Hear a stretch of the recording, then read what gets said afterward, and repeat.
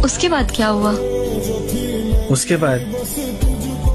उसके बाद खुद को बस काम में उलझा के रखा उसकी याद से बचने के लिए।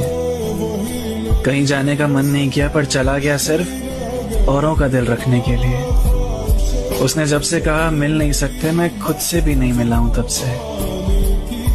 आज भी सोचता हूं उसने एक बार भी क्यों नहीं बोला था मुझे रुकने के लिए।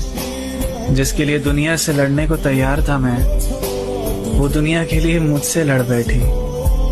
सोचता हूँ खुश होगी क्या अब अपनी दुनिया में? उसकी दुनिया उसे खुश रख रही होगी क्या? पर छोड़ो, क्या ही फर्क पड़ता है।